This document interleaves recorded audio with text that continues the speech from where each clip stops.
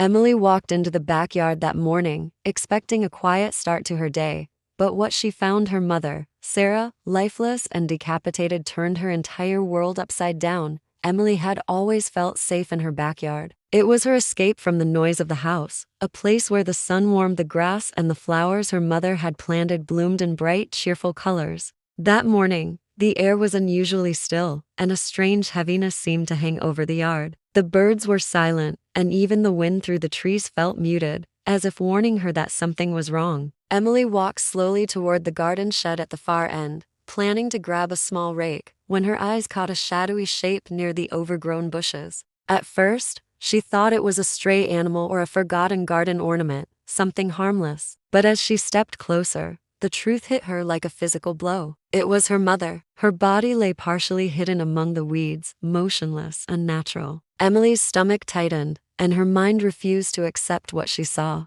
The most horrifying detail made her knees buckle. Her mother's head had been severed. The sunlight glinted off the blades of grass in sharp angles, making the scene even more surreal. Her backyard, once a place of comfort and joy, had become a nightmare. Emily's heart pounded so violently she feared it might burst. The world around her seemed to spin, the familiar sights now grotesque and alien. Fear and disbelief tangled with a deep, raw grief. Her legs felt frozen, and her hands trembled as she reached for her phone, struggling to dial. Every instinct screamed for her to flee, yet every thought kept pulling her back, urging her to make sense of the unimaginable. The silence was broken only by the sound of her own breath, rapid and shallow, echoing in the heavy morning air. Time stretched as the reality sank in. Someone had done this. Someone had violated the safety of her home. In the distance, the faint wail of sirens began to rise, slicing through the stillness. Emily knew help was coming, but the image of her mother lying there would never leave her mind. The backyard, once a haven filled with laughter and memories, had turned into a place of horror. Fear, sorrow, and shock intertwined, leaving her feeling small and powerless. In that moment, she realized that her life had changed forever. The nightmare was only beginning, and the world she thought she knew had disappeared in an instant, replaced by an unimaginable terror that would haunt her every waking moment. The police arrived within minutes, flashing lights cutting through the quiet neighborhood. Detectives quickly cordoned off the backyard and began examining the scene, moving with precision and purpose. Emily stood at the edge of the yard, trembling, unable to look away. Forensics experts combed the area, carefully taking photographs, collecting fibers, and searching for fingerprints. Every inch of the backyard was examined, but at first, it seemed as if the murderer had left almost no trace. There were no signs of forced entry, no footprints beyond the obvious, and nothing appeared stolen. The detectives shared quick, serious glances, realizing this was not a random attack. As the investigation unfolded, questions emerged about the mother's life outside the home. Her bank statements revealed large unexplained withdrawals, and emails hinted at meetings with someone unknown. Friends and neighbors were questioned, and slowly, a picture began to form. The mother had been secretive about certain matters, even from Emily. There were signs of tension in relationships that had seemed ordinary, and hints of fear that no one had noticed before. Detectives began to suspect that the murder had a personal motive, someone who knew her routines and vulnerabilities. Inside the house, detectives searched for clues that could explain why the mother had been targeted. They examined her laptop, her phone, and her personal documents, looking for patterns or threats. There were subtle signs that she had sensed danger in the weeks leading up to her death. Hidden notes and emails suggested she was worried about someone watching her. At the same time, Emily struggled to process her grief, haunted not only by the horror she had witnessed, but also by the thought that the danger had come from someone familiar. The detectives started building a timeline, attempting to piece together who had been near the house in the hours before the murder. Surveillance from nearby streets showed glimpses of vehicles and shadows, some of which didn't match any known neighbors. Every lead added tension, making it clear that the killer had planned this meticulously. Emily watched the investigation unfold, realizing that every detail mattered and that someone she might have trusted could be responsible. The realization was terrifying. The safety she had always felt at home had been an illusion, and the truth about her mother's life and death was hidden beneath layers of secrets, waiting to be uncovered. A breakthrough came days into the investigation when detectives discovered a small hidden camera tucked behind a thick cluster of bushes near the garden shed. At first, it seemed almost insignificant, a minor detail in a complex case. But when the footage was reviewed, it revealed chilling information. The camera had captured someone moving quietly through the backyard late at night, watching the mother's house as if waiting for the perfect moment. The figure was careful, deliberate, familiar with the layout of the yard, and aware of the routines inside the home. The camera even recorded faint glimpses of the mother, completely unaware of the presence stalking her.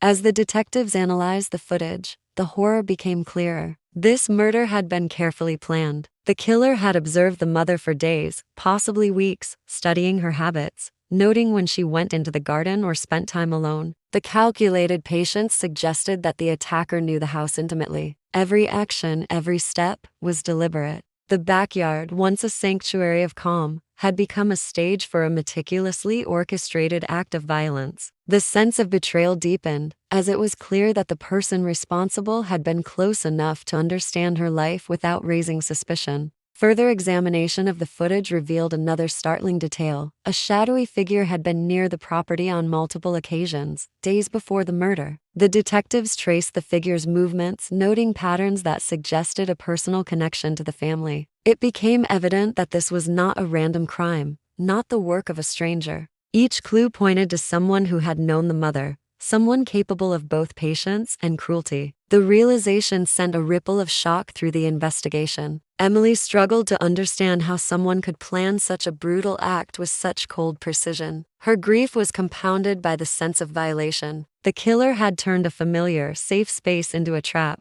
Detectives continued to study the footage, cross-referencing it with digital evidence, surveillance from nearby streets, and witness statements. Every detail, no matter how small, seemed to bring them closer to the truth, while also revealing the darkness hidden behind seemingly ordinary lives. The case was no longer just a murder investigation, it had become a story of obsession, betrayal, and secrets that threatened to unravel everything Emily thought she knew about her mother, her home, and the people around them. As the investigation progressed, detectives began to uncover layers of secrets that had been hidden beneath the surface of the mother's seemingly ordinary life. In her bedroom, they found a personal journal, its pages filled with cryptic notes and warnings. The entries hinted at fear, secrecy, and a growing unease about someone watching her. There were references to strange encounters, unexplained absences, and meetings she had kept from Emily. The words suggested that the mother had sensed danger in the days before her death, but had been careful not to reveal too much.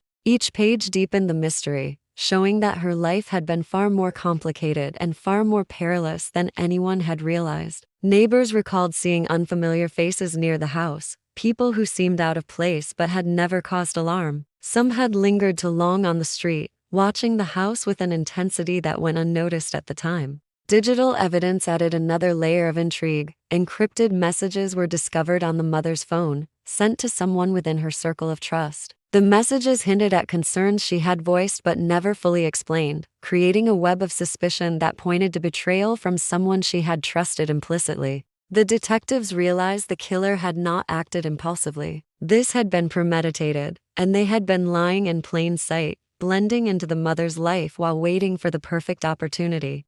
Emily's grief began to mix with disbelief and fear. The realization that someone close to her family could commit such an act made every familiar face seem potentially dangerous. Detectives re-examined relationships, questioning friends, acquaintances, and anyone who had regular contact with the mother. Each conversation added pieces to the puzzle, revealing small tensions, jealousies, and motives that had previously gone unnoticed. It became clear that the killer had studied the mother's routines, her interactions, and even her habits inside the house. Nothing had been left to chance. The sense of betrayal grew heavier with every new discovery. The backyard, the house, and the home she had always considered safe were now symbols of vulnerability and danger. Emily struggled to process the truth that the person responsible was not a stranger, but someone who had known her mother intimately. The detectives' findings painted a chilling picture. The murder had been planned with care, the perpetrator had observed every detail,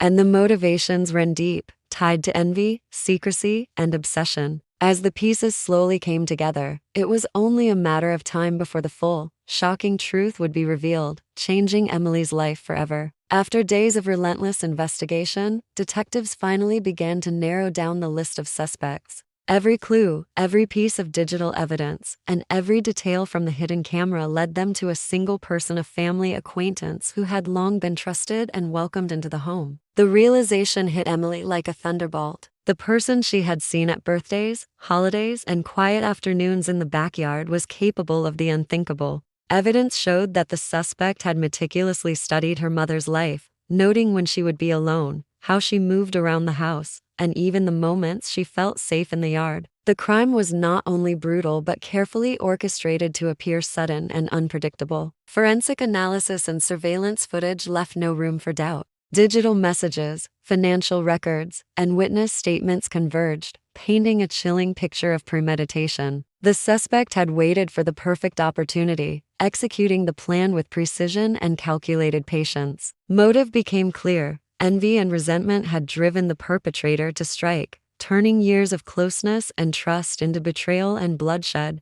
Emily struggled to comprehend how someone so familiar could harbor such darkness. The backyard, where she had once felt secure, had been the setting for a violent, deliberate act designed to destroy her family. When detectives confronted the suspect with the mounting evidence, the confession confirmed what Emily had feared. Every detail aligned: the timing, the planning, and the method. The murder had been a personal attack, carefully timed and executed to avoid detection. Emily was left reeling, not only with grief for her mother, but with the harsh truth that someone she had trusted had turned against them. The sense of safety that had once filled her home had been shattered, replaced by the stark reality of human cruelty and deception. In the aftermath, the neighborhood felt different. The familiar streets, the quiet yards, and the everyday sounds of life seemed shadowed by the memory of what had occurred. Emily's life would never return to the way it had been. Yet amid the sorrow and horror, there was a sense of closure, knowing that the person responsible had been caught and would face justice.